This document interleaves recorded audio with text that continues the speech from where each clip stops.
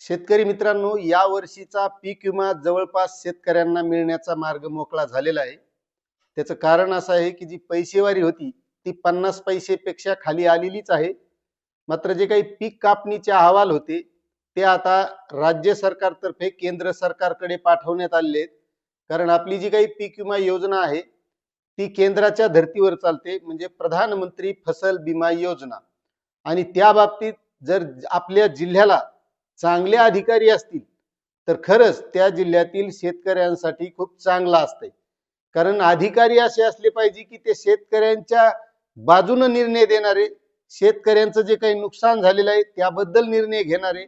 आणि तशीच माहिती आपल्याला आजच्या व्हिडिओच्या माध्यमातून घ्यायची की जिल्हा अधिकाऱ्यानं पीक विमा कंपनीला डायरेक्ट निर्देश दिलेले आहेत की ज्या शेतकऱ्यांचं नुकसान झालेलं असेल तर त्या शेतकऱ्यांना 15 जानेवारी नंतर त्यांची नुकसान भरपाई जी पीक विम्याची झाली आहे ती लवकरात लवकर त्यांच्या खात्यात द्यावी, नसता त्या कंपन्यावर कारवाई करण्यात येईल. तत्पूर्वी तुमचं वेणुगंगा शेती योजना या यूट्यूब चॅनलमध्ये मी स्वागत करत आहे. तुम्ही जर आपल्या चॅनलवर नवीन असाल तर चॅनलला सबस्क्राईब करा, व्हिडिओला लाईक करा. कारण आपण सुद्धा शेतकऱ्याच्या बाबतीत चांगली माहिती देण्याचा प्रयत्न करीत असतो. उगच काही उघडे इकडे तिकडे भपाऱ्या मारित नाहीत. इतका पीक विमा येणार आहे, तितकी नुकसान भरपाई येणार आहे, जे वास्तव आहे ते सांगण्याचा आपला प्रयत्न असतो.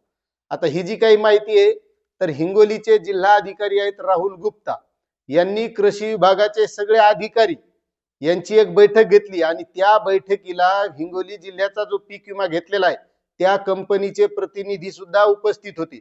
आता त्यांनी अगोदर आढावा घेतला. महत्वाचा म्हणजे तिथं नानाजी कृषी संजीवनी देशमुख योजना जी चालू आहे तर या योजनेमध्ये आपल्याला कोणकोणते लाभ घेता येतात ते लाभ शेतकऱ्यांनी मिळवावेत. आता त्यामध्ये शेततळे असेल, शेततळे अस्तरीकरण असेल, वृक्ष लागवड असेल, बांबू लागवड असेल, गांडूळ खताचं युनिट असेल, पाईपचा संच, मोटर संच, शेडनेट, त्यानंतर शेडनेट ग्रहातील जे काही फळबाग लागवड येते, रेशीम उद्योग, मत्स्यपालन, शेळी पालन, मृद व जलसंधारण, तसेच ANRM अंतर्गत विविध कामांचा समावेश असे बरेचसे आहेत. त्याबाबतचे व्हिडिओ आपण या अगोदरही केलेत आणि यानंतरही राहणार आहेत. आता तुमचं गाव या योजनेमध्ये आहे का नक्कीच कमेंट करा. आणि तुम्हाला जर यामधील कोणत्या योजनेची स्पेसिफिक माहिती पाहिजे असेल तर ती सुद्धा आपण माहिती देण्याचा प्रयत्न करणार आहोत. आता अशी जी काही बैठक घेतली तर या बैठकीमध्ये शेतकऱ्यांच्या ज्या काही अडचणी असतात याचा सगळा त्यांनी आढावा घेतला.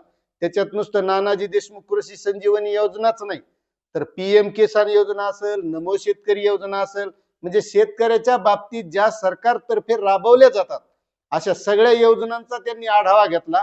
आणि त्यानंतर त्यांनी महत्वाचा मुद्दा जो आहे शेतकऱ्यांचा पीक विमा, तर पीक विम्याच्या बाबत त्या पीक विमा कंपनीच्या प्रतिनिधींना सांगितलंय.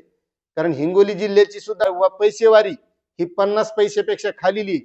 आणि त्यानंतर जे काही पीक कापणीचे अहवाल आहेत उंबरठा उत्पादनाचे ते सुद्धा केंद्र सरकारकडे गेले. त्यामुळे आता कंपनीची जिम्मेदारी की जे काही पीक कापणीचे अहवाल कमी आले असतील, उत्पन्नामध्ये घट आलेली असेल तर 15 जानेवारीच्या नंतर त्यांनी ज्या ज्या शेतकऱ्यांनी पीक विमा भरलेला असेल त्याने तात्काळ पीक विमा त्या शेतकऱ्यांना पूर्ण देण्याचं काम करायचंय. आणि जर पीक विमा देण्याचं काम त्या कंपनीने केलं नाही तर त्या कंपनीवर कार्यवाही करण्यात येईल असे निर्देशच जिल्हाधिकारी दिले. त्यामुळे असे जिल्हाधिकारी प्रत्येक जिल्ह्याला असणं गरजेचं आहे.